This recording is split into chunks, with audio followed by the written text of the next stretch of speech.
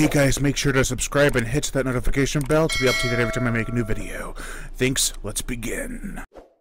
As the reward keeps going up, so does his interest.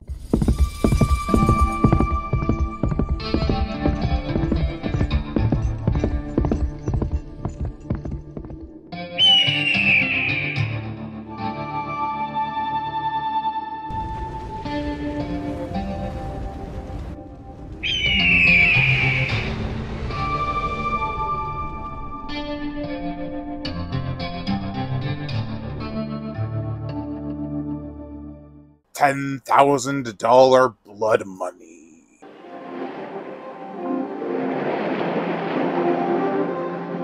This is the 1967 spaghetti western from director Romolo Guerrieri, who was assistant director on Minnesota Clay, which was one of Sergio Corbucci's pre-Django films. Speaking of Django, this is one of the many unofficial Django movies. It is also movie numero uno from the Blood Money for classic Western films from Arrow Video.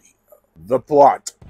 Django is a bounty hunter who specializes in holding out. He sometimes knows when to strike, while other times he misses golden opportunities. One day, the bounty goes up on a one Manuel Vasquez, but Django knows it will go higher. Soon, a wealthy landowner's daughter is taken by Manuel, and Django is offered a decent sum of money to get her back. However, it is still not enough. $10,000 is Django's endgame. Will he be able to hold out long enough, or will terrible things happen that'll make him have to act sooner? This was a pretty darn annoying Western. While it does destroy some archetypes found in every Western ever, pretty much, it was like they didn't know how to quite end the film. $10,000 blood money is presented well. The storyline is interesting, the characters are fun, and there are plenty of shocking surprises in store for the watcher. It's pretty to see, amigo, but it's just too big. I suppose it's the sky you're concentrating on, huh, buddy? Still, I can't help but feel the story wasn't fleshed out enough. The film has too many gotcha moments during the climax between the characters. It gets tedious after a while. I wish that Django could have saved certain people, while I also embrace the idea that not every hero saves everyone, if anyone, by the end. Not to mention the whole $10,000 angle. It comes up at the end and then is pushed aside. It's not like he's not doing it for money either. It doesn't go past what he says the current reward is, which there's not even any proof that that's what it is. He says now the bounty's up to $10,000. So where do you get that information?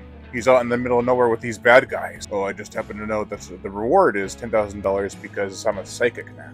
I don't know. It's a weird Western for sure. Not in the wacky or bizarre way that the 70s spaghetti Westerns kind of way. It's just oddly structured.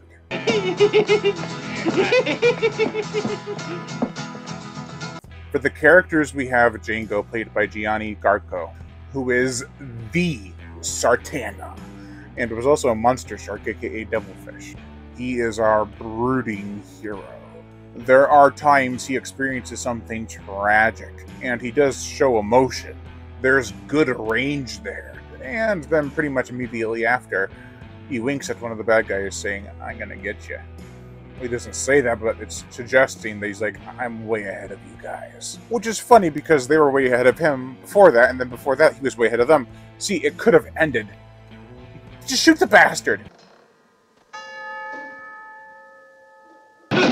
Much like the film, he is all over the place. Janu, played by Loredana Nuskiak, who was in 1966 Django as the main heroine. She is the strong, independent woman who doesn't take any crap from the baddies or even our main character. I mean, she goes into bed with him after he's injured so she can patch him up and nurture him. All over the place. I just can't help it. I love his irresistible snoring. In reality, she just climbs into bed with him while he heals. It might just be a nurturing woman angle, or she just wants some Django D. Django! Manuel Vasquez, played by Claudio Camaso from A Bay of Blood, who actually murdered a one Vicente Mazaon on July 26, 1977, and then after 10 days of hiding, he turned himself over to the police. And then on September 16, 1977, he committed suicide at a police station while waiting for his trial. He was 37 years old. In this movie, he's a slimy, repulsive character. Ignoring the crime that Camaso committed, he gives one hell of a performance. From his sinister eyeliner appearance to his wicked little cackle, he's downright despicable. No wonder his wanted poster was still being used in The Great Silence, even though the bastard was dead. The character, that is. I mean, he died eventually, but that's a little bit too far. Should I keep that in? Sure. Stardust Vasquez, what the hell? Played by Fernando Sancho from Man of Nowhere, which I actually like that name a lot. Is Manuel's father and a cheery bastard. He loves life and the predicaments he gets into. Of course, during the climax, that all changes. I mean, he's still fun to watch, though. I mean, come on. Rosita the Heavenly, that was her name, eh? Oh, maybe she don't look good, but when I know her. Oh, como bailaba, hombre, como. Vidalius, played by Fidel Gonzalez, is a crafty yet kind-hearted photographer. I always say photographer, it's photographer. He takes pictures, who aids Django every chance he can. He supports his quest for vengeance, for blood money. See what I did there? Then there's Dolores, played by Adriana Ambishi.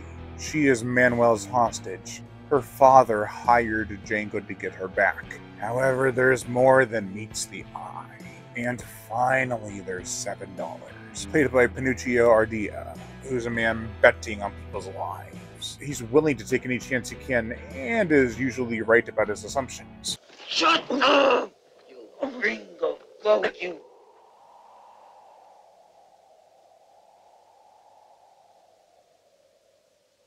The cinematography and even some of the locations are beautiful to look at.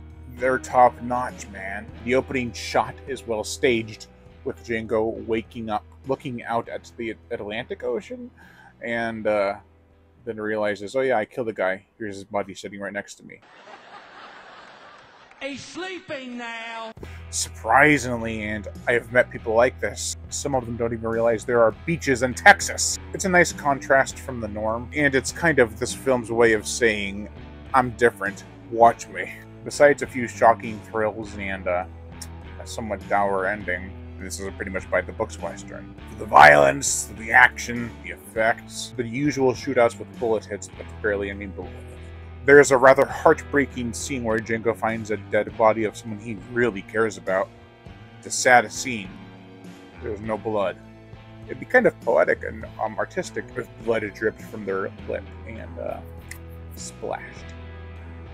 Like Django's tears. That would have been creative. I wasn't sure if that person was dead or looking at Django from the get-go. I was like, I'm not really sure what that is. The motion picture soundtrack Nora Orlandi from Vengeance is Mine, which is also featured in the box set Blood Money for Classic Westerns. She makes you feel the right emotions for when the scene calls for them. It's quite haunting, to be honest. There are even rip-roaring tracks like Il Shashayo that make you feel like you're riding across a prairie with the posse.